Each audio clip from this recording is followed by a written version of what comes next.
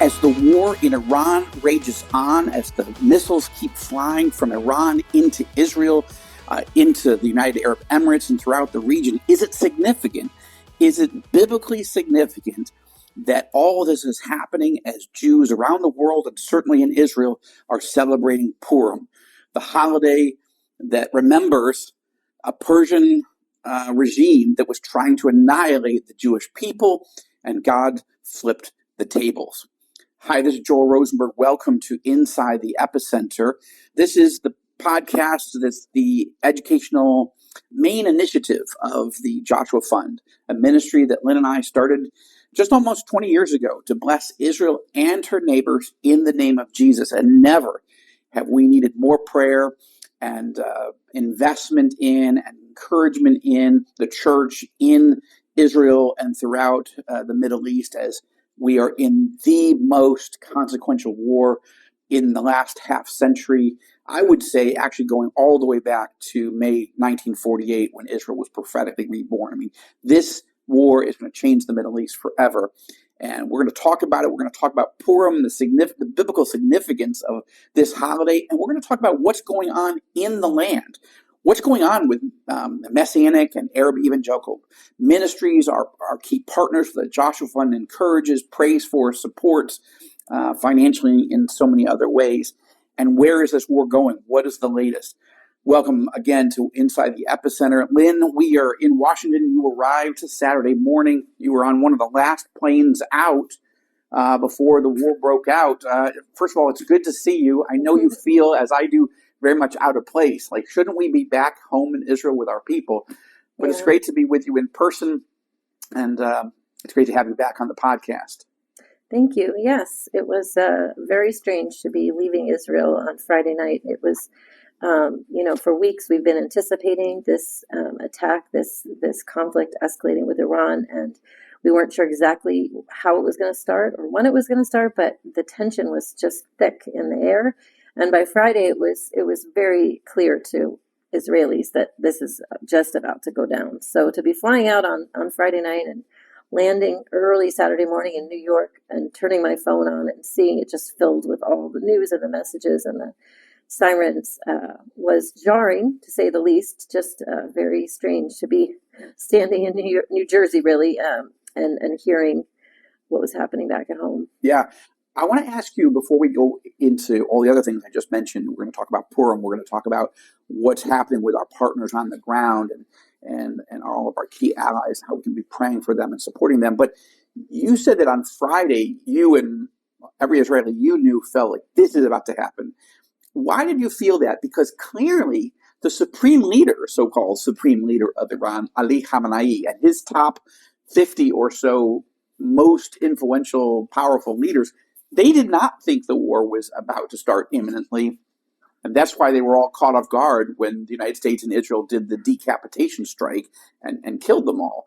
But what was it? Was it just a spiritual sense, or were there other data points on Friday that was causing you to think this is imminent?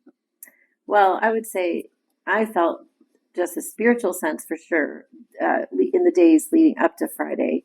Even driving around, I was delivering a meal to a new mom in our church, and I don't typically feel afraid or anxious almost about it at all.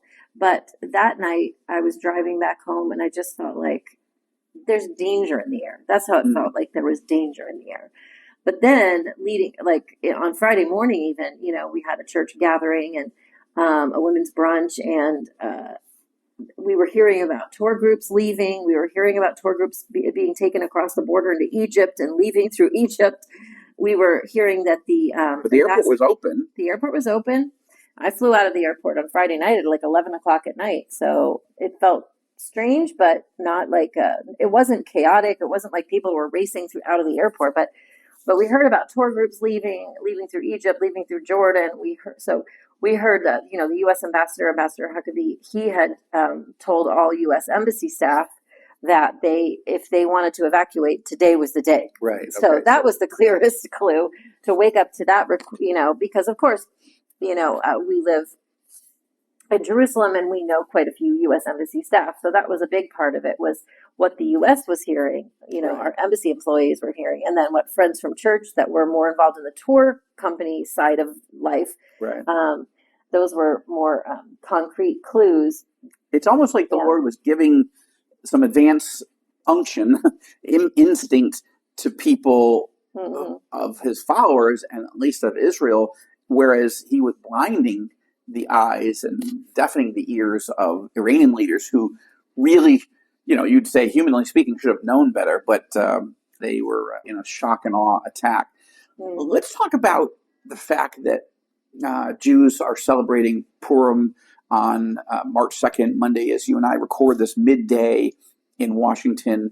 How would you describe succinctly in your sort of Sunday school teacher, teaching young people about homeschooling our children, what is Purim and why is it so interestingly timed as it happens to be with what's going on in Iran right now? Well, sure. I mean, Purim is the celebration of the story of Esther, the story of the book of Esther. So it's this time of year that we as Jews remember how the Lord used Esther and her uncle Mordecai to save the Jewish people from destruction. It was during the time of the Persian Empire, and the Persian Empire stretched from Ethiopia to the west, to India. To India in the yes, east. So it was a massive empire, and messages were being sent to all of the provinces of Persia to kill their Jewish people on a certain day. And yet it was Queen Esther who was part of the royal harem and who had been chosen. She was hidden. Her identity as a Jew had been hidden up until that point. And when her uncle Mordecai, who was sitting near the city gates, overhears these plots by Haman, this evil advisor to the king of Persia, his plot to kill the Jewish people, and comes to Esther and tells her, you need to go and speak to the king on behalf of our people, even though the king doesn't know that you are a Jew. And he tells Esther those famous words, which is, who knows that if you were not born for such a time as this, and that if you don't step forward and rescue your people, God will use somehow to rescue his people, but don't you want to be the one that does that? And so Esther gets all her handmaidens to pray and fast, and she goes uninvited into the presence of the king, which was unheard of. The risk of a death penalty if he didn't welcome you in. That's right. And so as she goes in, as anybody would go in uninvited, if he holds out his rod or scepter to her, it's the sign of, I'm accepting you to come in. Otherwise, this is unacceptable and you could be killed. And so he does, of course, welcome her in, and she entreats him to save her people. And not only are her people saved, the Jewish people saved, but the wicked Haman, or Haman, as we say in Hebrew, is punished and is hung on the very gallows that he planned to hang Jewish people, to hang Mordecai. Right. Specifically. And so, yes, it's an amazing, miraculous story. And then, so Purim itself is celebrated once a year, and we retell the story. We read in the congregations and in the synagogues. We read the story of Esther. People have noisemakers, and every time that Haman's name is mentioned, everyone yells boo and hiss and does all the noisemakers, and we cheer for Mordecai. And it's almost like the Jewish Israeli version of Halloween, right? You're sort of dressing up, and it's very festive, and this. Not those specific traditions, but the festivity of celebrating the salvation of the Jews from the Persian wicked leaders is actually described and mandated at the end of the book of Esther. That's right. In chapter 9, it says, in chapter 9, verse 20, that Mordecai recorded these things and sent letters to all the Jews who were in all the provinces of King Ahasuerus, both near and far, obliging them to keep the 14th day of the month of Adar and also the 15th day of the same year by year as the days on which the Jews got relief from their enemies, and as the month that had been turned for them from sorrow into gladness, and from mourning into a holiday, that they should make them days of feasting and gladness, days for sending gifts of food to one another, and gifts to the poor. And so it is mandated going forward after that. So yes, Jewish people today, it's a time of really partying, I would say, costumes. It's a funny conversation that we have sometimes. What does costumes have to do with Queen Esther? But they say it's because she was hidden, her identity had been hidden, so we kind of hide our identity and we wear costumes. I don't know, but it's fun. The children dress up in the schools, and then also you send what are called mishloach manot, which are little gift packages that you exchange with your neighbors and with your friends, and it's a very, very fun and festive time. And it's all designed to help us remember as Jews the relief, the joy, the relief that God has intervened and rescued us from certain death on a date certain by Persian wicked tyrants. And here we are. It's so interesting that a country that whose leadership was working to build nuclear weapons, building massive numbers of ballistic missiles that can reach and devastate the nation of Israel, as well as our Arab allies, as well as American bases and interests and oil interests and so forth throughout the region. And the Iranian regime was working on building intercontinental ballistic missiles to be able to ultimately deliver nuclear weapons and destroy whole American cities, right? That's the whole mantra of the Iranian regime has been death to America, death to Israel. They see Israel as the little Satan in their end times theology, and the United States as the great Satan. Why Israel as the little Satan? Well, it's because it's the epicenter of Judaism. Why is America considered the great Satan, the great enemy, a demonic enemy in the eyes of the Iranian regime?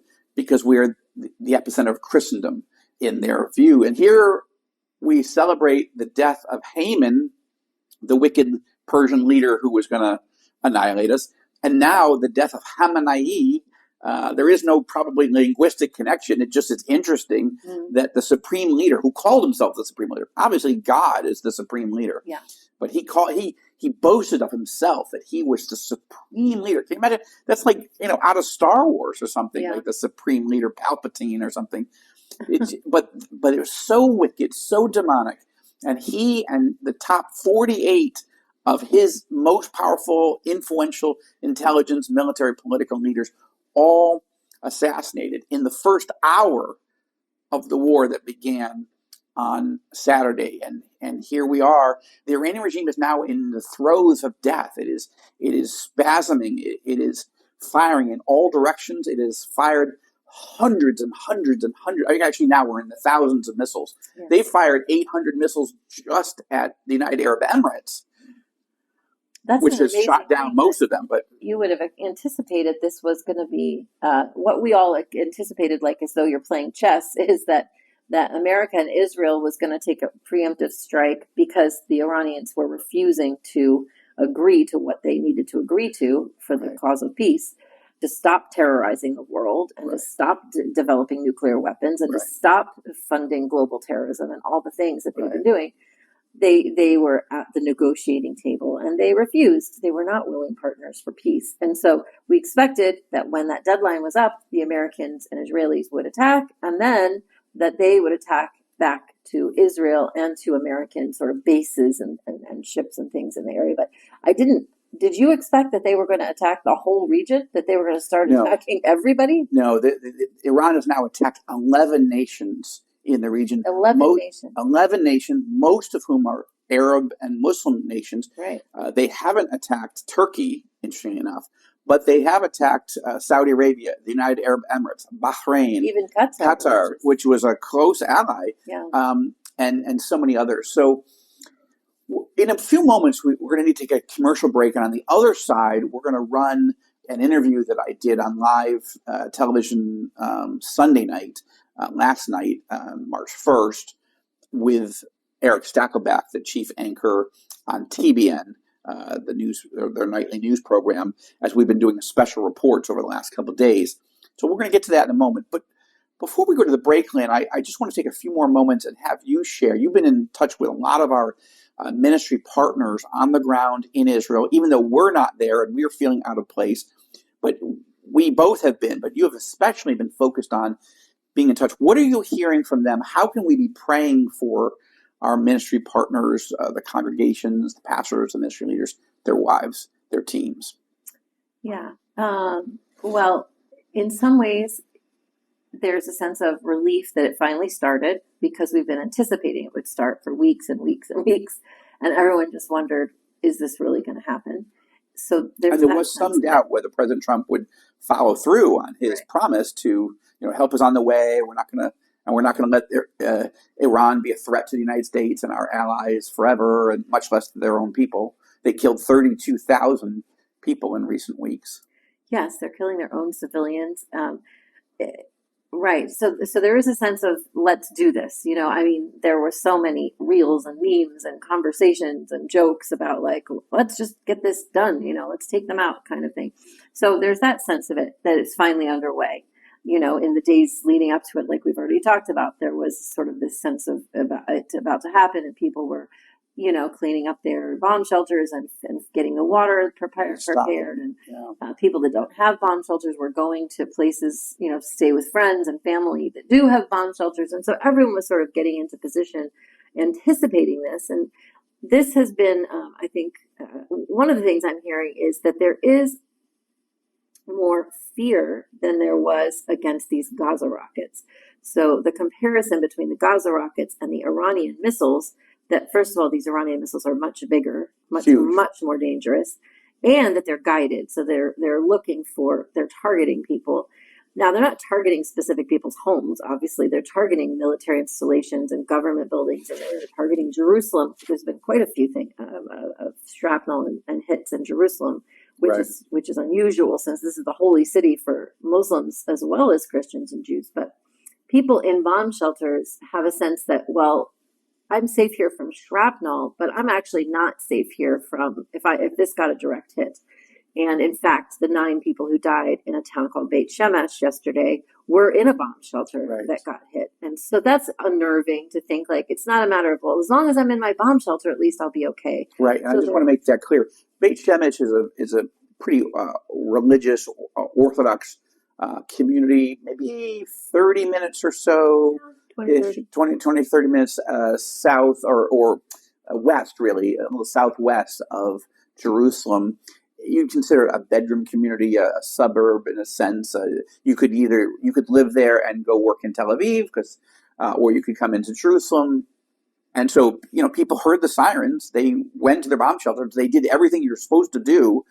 And the missile was missed by all the interception systems of Israel and slammed directly into this facility, killing 9 people and wounding a number of others. So tragic.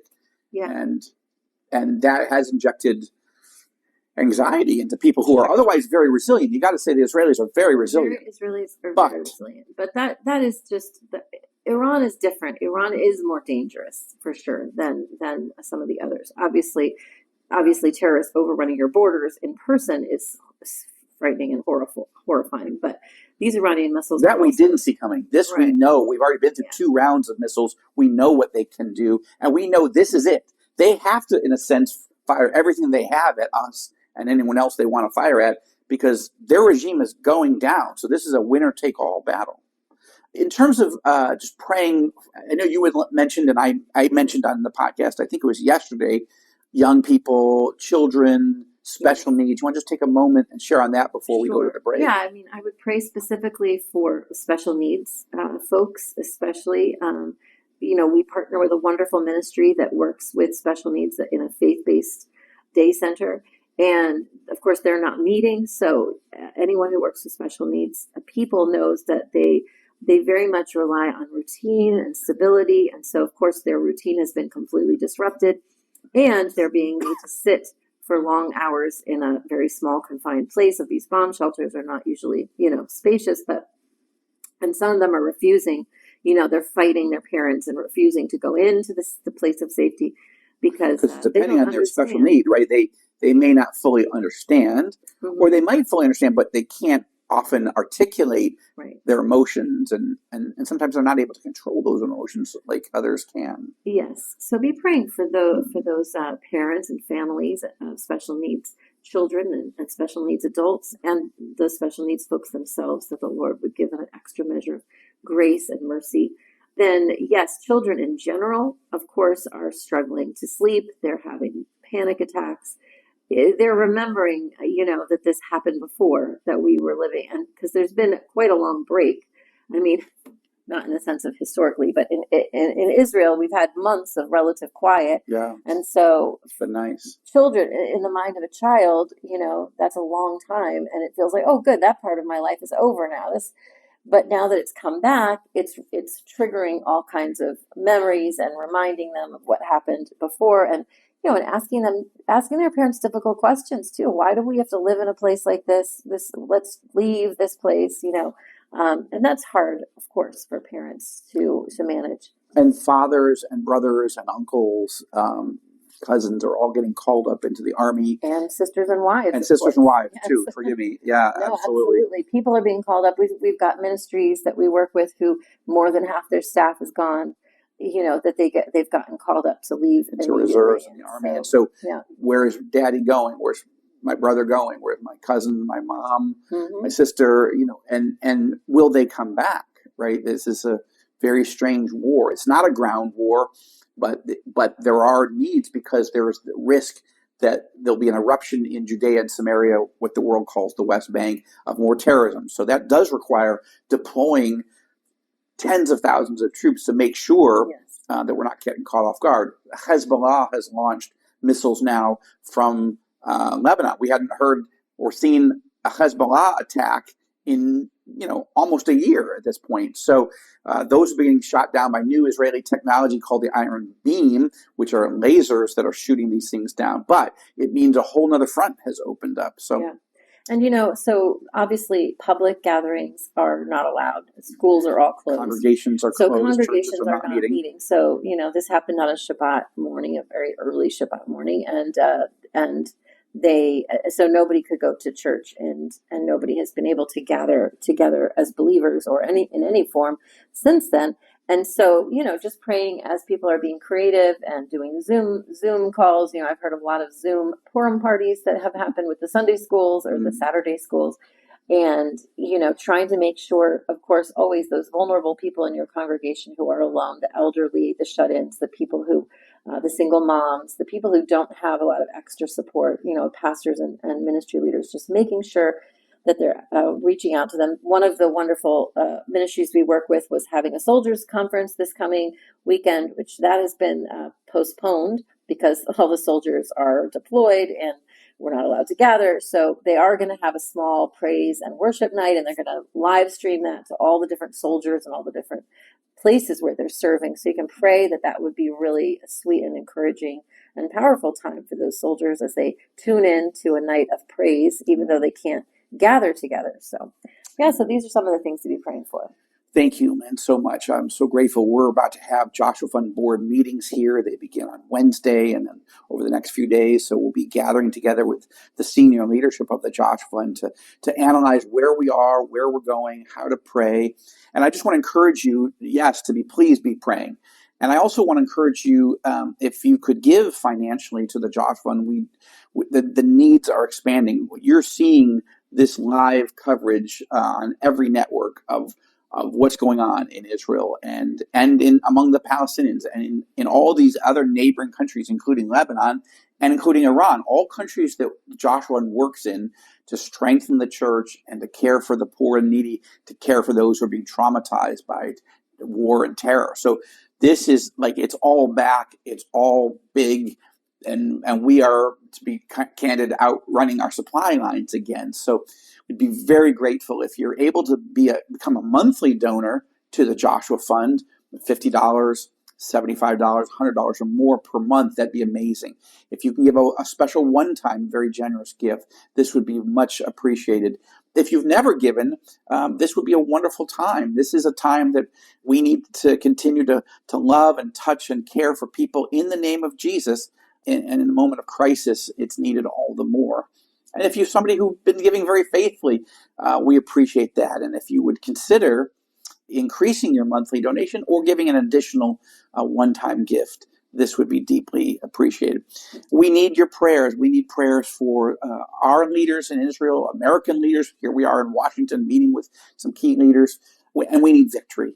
This is an evil regime. It needs to be neutralized. Its offensive capability. Whether it fully comes down, whether Iran is fully liberated, that's what I would like to see. I'm not advocating that as policy. I'm just saying we want to see the Iranian people set free. Politically, yes, spiritually above all. And we want to see the Lord move, the gospel move powerfully in Israel and throughout the entire epicenter, and for God to move and draw more and more people to himself, that they would experience not only eternal salvation, but the peace that truly passes all understanding in these dark and very volatile and dangerous times. Well, thank you so much. We're going to take a break. When we come back, I want you to hear an interview that I did on TBN. It was a live interview, and it runs around 10 or 11 minutes. Eric Stakelback, the TBN anchor, and myself. We'll get back to that and more geopolitical analysis, as well as some biblical context of what's happening and where we think this thing is going. All that straight ahead. Don't go away. We'll be right back with more on Inside the Epicenter. Welcome back to Inside the Epicenter. This is Joel Rosenberg with Lynn Rosenberg. We're so grateful that you guys are with us. I want to go right now to that interview that I promised to share with you. That was a live interview on TBN, a special report that I did with our TBN news anchor, Eric Stakelback, who's a wonderful, strong follower of Jesus Christ, evangelical, and deeply experienced when it comes to Middle East war and terror. So here's our interview as we talk about the latest developments in Operation Epic Fury. That's the American name for this war. Operation Roaring Lion. That's the Israeli name. Folks, one of the big developments we're seeing here, okay, number one, President Trump's action in Iran is weakening that axis. We're talking China, Russia, Iran, North Korea. That's a good thing. But also by extension, we're seeing a new alliance form perhaps in the Middle East, Israel and the U.S., of course, but joined in a more forceful way by Arab Muslim nations like Saudi Arabia, like the United Arab Emirates, like Bahrain, that are under fire right now, courtesy of Iran. The Iranian regime over the past 48 hours has fired hundreds of missiles, rockets, and drones at these Arab Muslim nations. Joining us now to break that down and the broader implications is our good friend, you know him very well, folks, host of the Rosenberg Report every Thursday night right here on TBN, editor-in-chief of All Israel News. Joel, you have spent so much time, not only in Israel, of course, where you're based, but in the Arab and Muslim world, meeting with the leaders of these nations, Saudi Arabia, the UAE, Bahrain, the list goes on. What are the ramifications here? Short-term, but long-term, now that they are under siege. The Iranian regime, again, has fired hundreds of missiles and drones at Arab Muslim nations surrounding Iran in the past 48 hours. Major regional shift, you think, may be in the offing here? These are tectonic shifts in the region, Eric, absolutely. I think the Iranian regime has made several major strategic errors. First of all, of course, that they didn't listen to President Trump. They didn't believe that President Trump was going to keep his word and destroy their offensive military capabilities and take them down if they didn't make a serious, strong, verifiable deal. So that was catastrophic. And for Ali Khamenei, he lost his life over it. The top 40 most powerful, most wicked regime leaders are all dead. And there's more to come. So that's the first mistake they made. The second mistake they made was by not just retaliating against Israel. If they had just retaliated against Israel, then they would be sending the message throughout the region that really this is an Iran-Israel fight. But what they've done, the Iranian regime has attacked 16 nations throughout the entire Middle East. They've attacked almost every neighbor that they have, mostly moderate Sunni Arab states, who had signaled in recent weeks that they were going to be neutral, right? And the U.S. couldn't fly over their territory and they weren't going to be involved. But the United Arab Emirates alone has taken more than 700 missile and drone attacks just in the last 48 hours. And all of them are now unified with President Trump and with Israel against the Iranian regime. This is a big deal. And I think the Sunni Arabs should actually militarily get involved in destroying the Iranian regime with us. Wow, perhaps we see even an Arab version of NATO shaping up here, Joel. And the UAE under fire. You and I were there together on the ground in Abu Dhabi just a few years ago, and we loved it there, and we're so impressed by everyone in the UAE, their great relationship with Israel. So let's see if they can kind of galvanize together with their fellow Sunni Muslim nations in the region. That may be coming in the days to come, as you said. By the way, you and I were talking off camera before we kick things off here. It has not escaped my attention or yours that Purim is upon us. Now, this is obviously the Jewish holiday commemorating the freedom of the Jewish people, the death of a previous Persian tyrant by the name of Haman. It's outlined in the book of Esther. Now we see Khamenei, a modern-day Persian tyrant. On the eve of Purim, he meets his demise. Joel, do you see God's hand at work here, perhaps?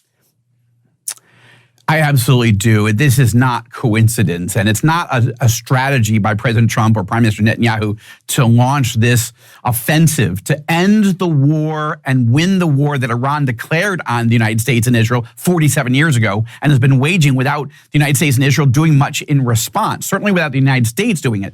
But the fact that this is Purim, that the death of Haman, and now we have the death of Khamenei, this is I think it's prophetic. I think it's biblical. I think President Trump is going to go down as not only a historic figure, but an historic American leader of biblical proportions. And you have to understand that, 8 years ago, I was a never Trumper, and I changed my mind because I saw President Trump keeping his word. He told the Iranian regime back in the first term, hey, make a deal with me, and I'll, and you can, you can go on with your lives. But if you don't make deals with me to get rid of your terror campaign and your terror infrastructure, then we will impose the worst possible economic sanctions, diplomatic sanctions. And then eventually he said, I might have to go military. And they still didn't listen. I believe God hardened the heart of Khamenei, the Ayatollah, just as God hardened the heart of Pharaoh. That Moses gave the leaders of Egypt an opportunity to let my people go, stop terrorizing the nation of Israel. And Pharaoh wouldn't do it, couldn't do it. And God finally hardened his heart. And I think that's what God has done here. The key for President Trump is he's not doing it for Israel.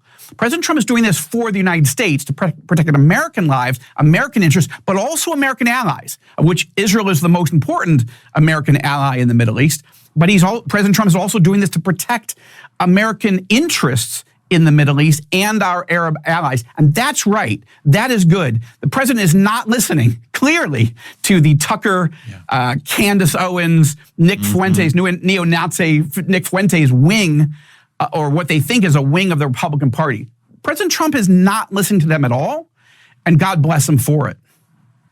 Yeah, and thank God for that. And Joel, and hopefully that Tucker Carlson wing, which is viciously, I don't use that word lightly, viciously anti-Israel, hopefully they will be marginalized in the wake of what is so far a very successful operation. We talk about the biblical historic links between Persia, which is modern day Iran, Joel, and Israel. They're in the Bible. Think of King Cyrus, the Persian king who released the Jewish people from captivity, allowed them to return to Jerusalem and rebuild the temple. Now we kind of have the script being flipped a bit in that now the people of Israel are, in a sense, helping to free the people of Iran from captivity. Can you talk about the potential, Joel, for the Iranian people and the Iranian church in particular? Look, people may not realize, yes, it's the world's #1 state sponsor of terrorism, but Iran is also home to the world's fastest growing church, mostly underground, of course, because of persecution, but it's there and it's growing, and there seems to be unlimited potential for Iran if it can shake the yoke of this wicked regime. Absolutely. We are seeing a spiritual awakening because the wicked tyrants and terrorists of Tehran have created an environment where Iranians have realized that if the leaders of Iran are the most special and perfect Muslim leaders in the world, then they don't want to be Muslims anymore. They're abandoning Islam. Now, some are going to atheism, some to agnosticism, but millions are turning to faith in Jesus Christ. It is the single greatest spiritual awakening going on in the Muslim world, certainly in the Middle East. So that's very encouraging. I would also say that on the Rosenberg Report several years ago, I had the honor of having an interview with the exiled crown prince of Iran, Reza Pahlavi, right, who was the son of the exiled and late Shah of Iran, who was pro-American and pro-Israel and pro-Western in his day, though he was also quite cruel in the latter years of the Shah's government.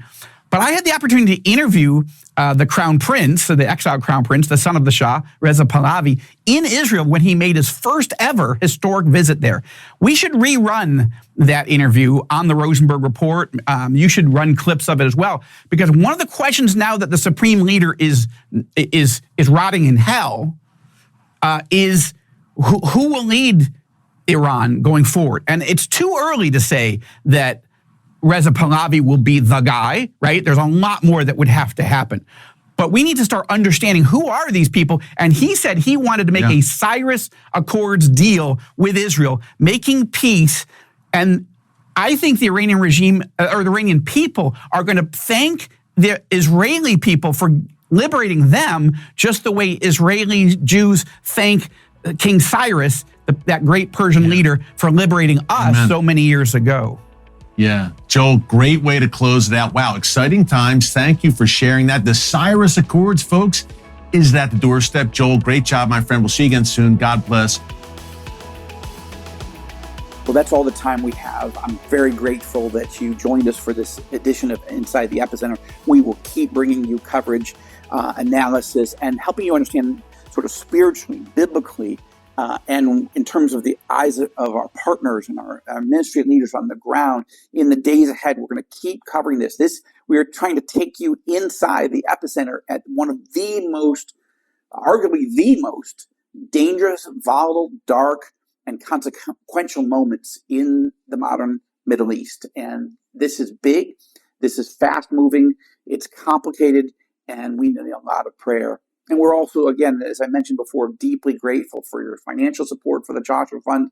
Yes, we'll tell you more about the Joshua Fund Prayer and Vision Tour in 2027 at the Epicenter Summit. This doesn't seem the exact right moment to be asking you to do that. Though if you're a pastor and ministry leader, this time of war will pass.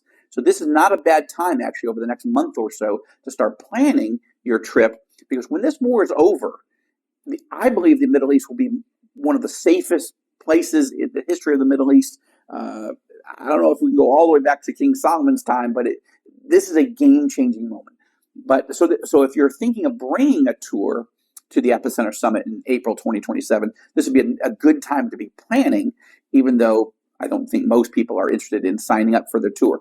Though if you're a Joshua Fund person, you're a listener, you're a donor, and you're confident, as we are, that this too shall pass, we would love to have you come and register. And you can find out all about the Joshua Fund tour and the Epicenter Summit at joshuafund.com. And also that's where you can give. If you can give, become a monthly donor for $50 or $75 or $100 or more, that'd be wonderful. You can go to joshuafund.com. The donate button's right up there in the top. It'll walk you through how to give securely. And you can use your credit card or PayPal. And there's a number of different ways, Venmo and others. So hopefully that's helpful as well. You can even give with cryptocurrency. So there's a number of different ways. If you can give a one-time, very special and generous gift, that would be helpful right now. This is one of the most crucial moments in Lynn's and my entire ministry lives. What we are watching unfold is a big deal. And Iran is going down. They're not going to go down quietly. This regime is wicked. They're evil. They are lashing out in every direction. And they know this is winner take all. So that's why it's so painful. That's why it's so difficult. And the President of the United States is saying this could go on for a month or so, maybe longer. So we need to sort of batten down the hatches and make sure that we have the funds as well as the prayers to minister as God leads and directs us. Thank you. Thank you so much for standing with us. Thank you so much for listening to this episode. Please share it with others and send us comments, send us your questions, and we'll try to respond in a future episode. But thank you. From Washington, thank you for listening to this episode of Inside the Epicenter. I'm Joel Rosenberg. On your left, you'll find some videos we've chosen specifically for you. We look forward to partnering with you to bless Israel and her neighbors in the name of Jesus.